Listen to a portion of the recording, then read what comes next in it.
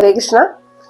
May 17 മുതൽ June 15 വരെയുള്ള ഈ ഒരു പുണ്യമാസം, അതായത് പുരുഷോത്തമ മാസത്തിന്റെ മഹിമ നമുക്ക് എല്ലാവർക്കും അറിയാം. അതായത് ഈ ഒരു മാസത്തിൽ നമ്മുടെ മറ്റ് ഭൗതികമായിട്ടുള്ള എല്ലാ കാര്യങ്ങളും മാറ്റിവെച്ച് ഭഗവാൻ വേണ്ടിയിട്ടുള്ള ഭക്തിയുത സേവനം നിർവഹിക്കുന്ന ഒരു വ്യക്തിയെ സംബന്ധിച്ച് ആ വ്യക്തിക്ക് കിട്ടാവുന്ന ഫലങ്ങളെ പറ്റി പുരാണം അതുപോലെ മറ്റു മഹർഷി വര്യന്മാരായിട്ടുള്ള വാൽമീകി മഹർഷി, നാരദ മഹർഷി എല്ലാവരും നമുക്ക് പറഞ്ഞു തന്നിട്ടുണ്ട്. വാൽമീകി മഹർഷി ഇപ്രകാരമാണ് പറഞ്ഞിരിക്കുന്നത്. അതായത് 100 അശ്വമേധയാഗം നടത്തി കിട്ടുന്ന ആ ഫലത്തിന് തുല്യമായിട്ടുള്ള ഫലമാണ് നമ്മൾ ഈ പുരുഷോത്തമ മഹാമാസത്തിൽ, അതായത് പുണ്യമാസത്തിൽ നാം ഭക്തിയുത സേവനം നടത്തുന്നതിലൂടെ നമുക്ക് ലഭിക്കുന്നത്. അത് മാത്രമല്ല, നമ്മുടെ പാപങ്ങളെല്ലാം കഴുകിക്കളഞ്ഞ് നമ്മുടെ യഥാർത്ഥ ധാമമായിട്ടുള്ള ഭഗവാന്റെ ധാമമായിട്ടുള്ള ഗോലോക വൃന്ദാവനത്തിലേക്ക് നമുക്ക് തിരികെ പോകുവാനായിട്ടും ഈ ഒരു പുണ്യമാസ വ്രതത്തിലൂടെ നമുക്ക് സാധിക്കും.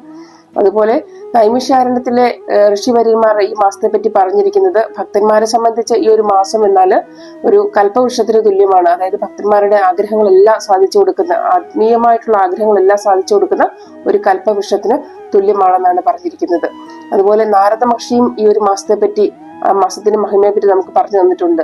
ഏതൊരു വ്യക്തിയാണോ ഈ ഒരു പുണ്യമാസത്തിൽ വ്രതം അനുഷ്ഠിക്കുന്നത്, ആ വ്യക്തിയുടെ ശരീരത്തില് അതായത് ഭഗവാന്റെ ധാമങ്ങളെല്ലാം വസിക്കുന്നു എന്നാണ് പറഞ്ഞു തന്നിരിക്കുന്നത്. അത് മാത്രമല്ല, ഈ ഒരു പുണ്യമാസത്തിലെ വ്രതാനുഷ്ഠാനം മൂലം നമുക്ക് കൃഷ്ണഭക്തി വളരെ വേഗം നമുക്ക് ലഭിക്കുകയും അതുവഴി നമ്മുടെ കാലാകാലങ്ങളായിട്ട് ചെയ്തു കൂട്ടിയ എല്ലാ പാപങ്ങളെയും നമുക്ക് ഇല്ലാതാക്കി തീർക്കാൻ സാധിക്കുകയും ചെയ്യും.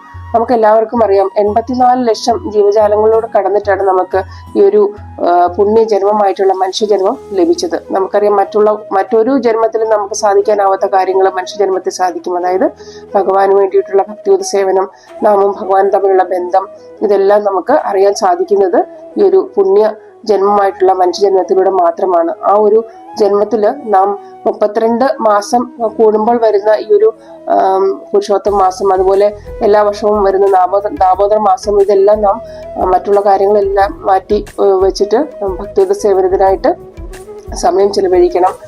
അതുപോലെ തന്നെ ഈ ഒരു മാസ വ്രതം അനുഷ്ഠിക്കുന്നതിനായിട്ട് നമുക്കറിയാം ഏറ്റവും എളുപ്പമായിട്ടുള്ള കാര്യമാണ്, നാം നേരത്തെയും പറഞ്ഞിട്ടുണ്ട്, അതായത് ഭഗവാന്റെ തന്നെ നാമത്തിൽ അറിയുന്ന ഒരു മാസമാണ്. അപ്പൊ നാം ഭഗവാന്റെ നാമം കൂടുതൽ ജപിക്കണം. അതായത് ഭഗവാന്റെ നാമവും ഭഗവാനും തമ്മിൽ യാതൊരു വ്യത്യാസവുമില്ല. കലികാലെ നാമരൂപേ കൃഷ്ണാവതാര. അപ്പം നാം മറ്റുള്ള വ്രതങ്ങളൊന്നും നമുക്ക് സാധിച്ചില്ലെങ്കിൽ എല്ലാ വ്യക്തിയെ സംബന്ധിച്ച് സാധിക്കുന്ന ഒരു കാര്യമാണ് ഭഗവത് നാമം ജപിക്കുക. ഏറ്റവും വളരെ ഈസി ആയിട്ടുള്ള ഒരു കാര്യമാണ് നാമം ജപം. അതെങ്കിലും ഈ ഒരു മാസത്തിൽ നമ്മൾ ജപിക്കുന്നവര് ആ ജപത്തിന്റെ എണ്ണം കൂട്ടുകയോ ചെയ്യുകയാണെങ്കിൽ നമുക്ക് വളരെയധികം നല്ല ഫലങ്ങൾ നമുക്ക് ലഭിക്കും. ഈ ഒരു മാസത്തിൽ എന്ത് ചെയ്താലും അതിന് 10 മടങ്ങ് ഒരു റിസൾട്ടാണ് നമുക്ക് ലഭിക്കുന്നത്. അപ്പം ഭൗതികമായിട്ടുള്ള കാര്യങ്ങളെല്ലാം മാറ്റിവെച്ചിട്ട് ഭഗവാന് വേണ്ടിയിട്ടുള്ള ഭക്തിയുത സേവനത്തിൽ ഏർപ്പെടണം ഈ ഒരു മാസത്തിൽ എന്നാണ് എൻ്റെ എല്ലാവരോടുമുള്ള അഭ്യർത്ഥന.